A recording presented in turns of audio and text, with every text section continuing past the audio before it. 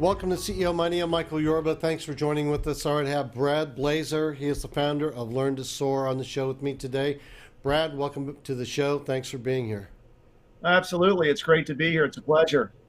Now, so your first time on our show, you have your own podcast. There's a world of people that know you. But for those that don't, give us some background on you, what Learn to Soar does, and then we can move on to some other general questions I have for you.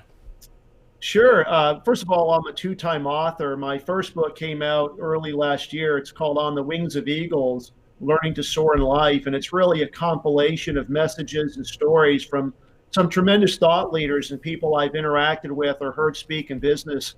George W. Bush, Joe Namath, Rudy Rudiger, Roger Staubach, Kevin O'Leary, Magic Johnson, amongst a number of others. It really helps people change their habits and limiting beliefs so that they can scale to greater success in life. And then the second book, which is actually already completed and in pre-release, is called A Blueprint for Your Better Self.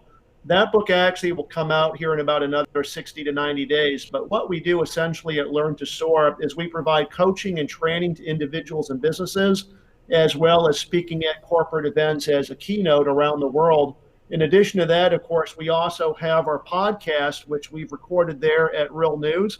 That's called Learn to Soar. We're rebranding for 2020, and it's going to be called Beast Nation.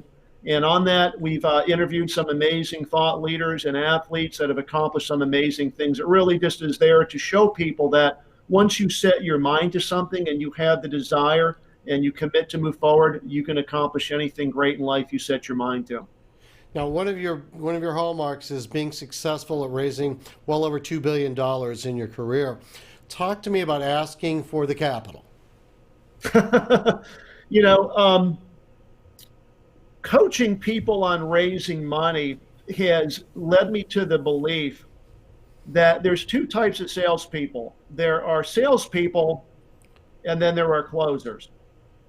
The difference between the two is closers close the sale after the objections. In other words, they understand how to isolate the objection, how to ask the right questions, and how to create what I call positive tension in a sales environment to move that buyer to a decision.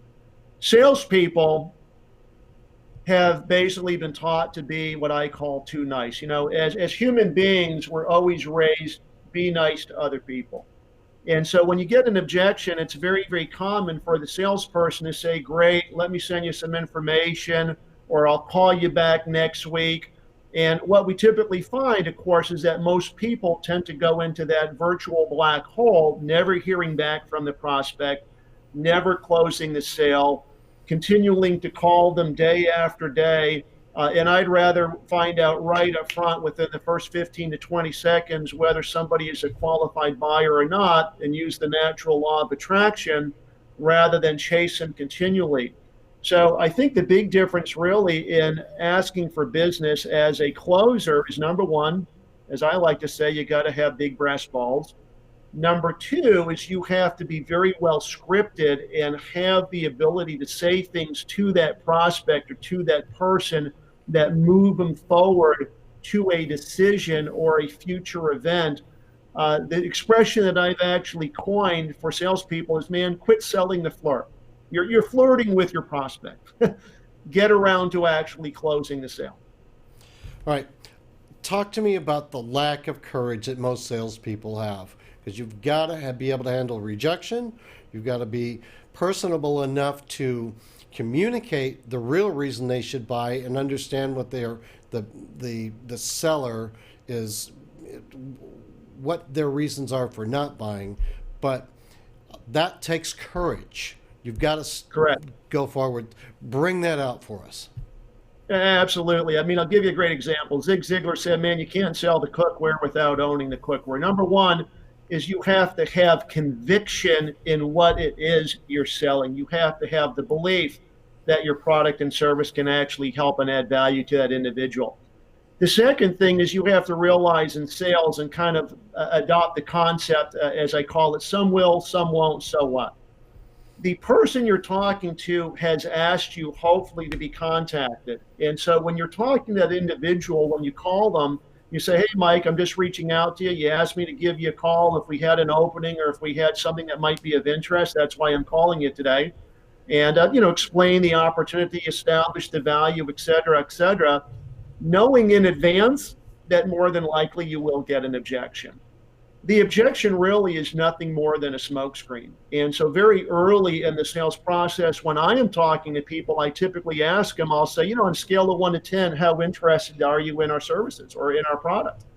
Typically, it's going to be upwards of an 8 or a 9. And so when I get to the close, if there is an objection, I'm then able to bring that back up in my rebuttal or in my closing statement saying, earlier you told me, man, on a scale of 1 to 10 that you were at an 8. And I sense a tremendous amount of desire in your voice, but there seems to be an unwillingness to commit. That tells me one of two things. Either you're flat ass broke or you lied to me. And I don't believe that you're a liar. You're not a liar, are you, Michael?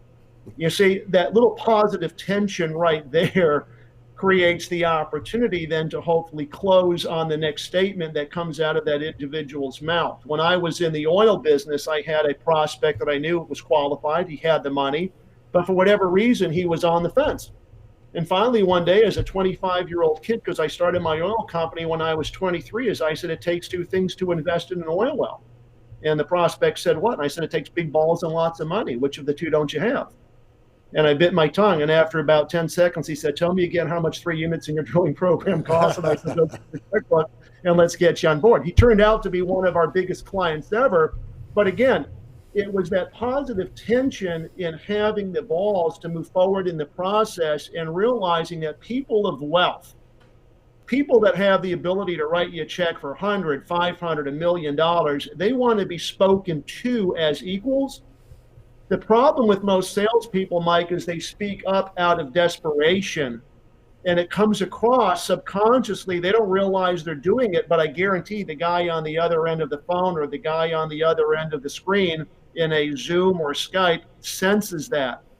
The spider senses go up and they run in the other direction. So what you have to do is, number one, adopt the attitude, some will, some won't, so what?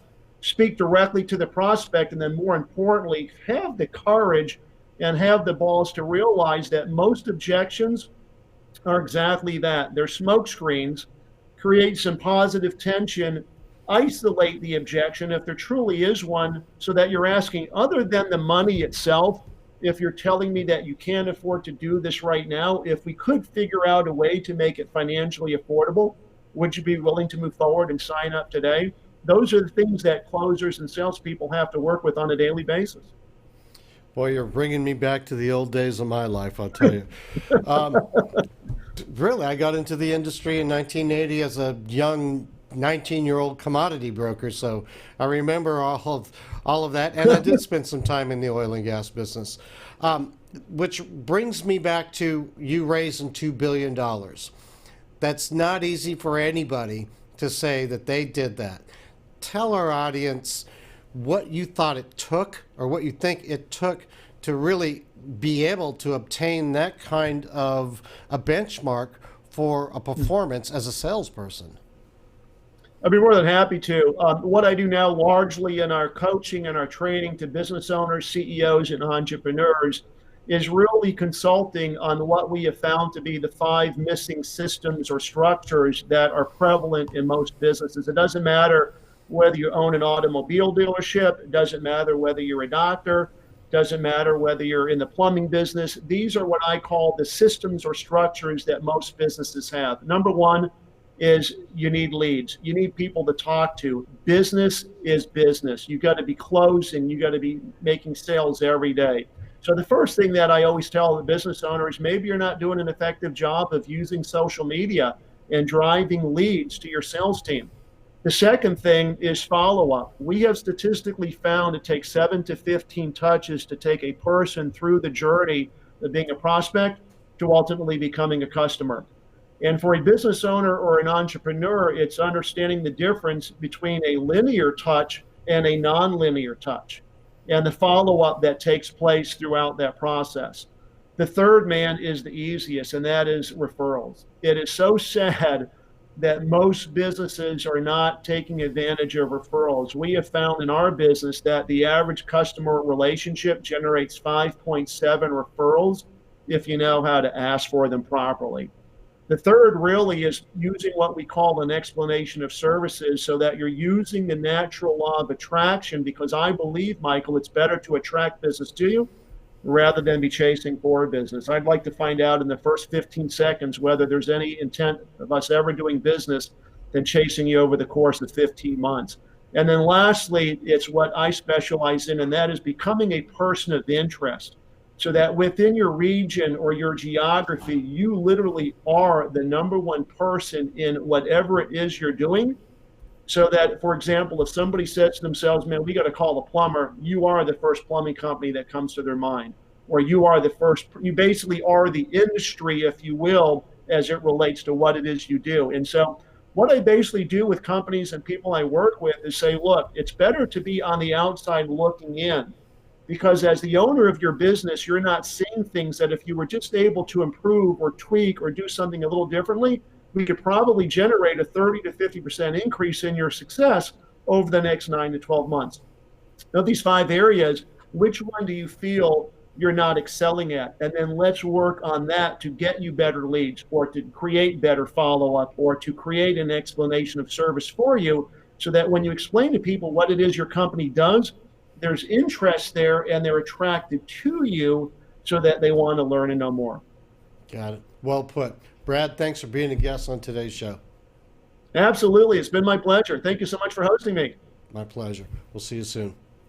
Take care. All right, you've been watching CEO Money with Michael Yorba. Thanks for joining with us. Don't forget, download our new app on iOS and Android, CEO Money.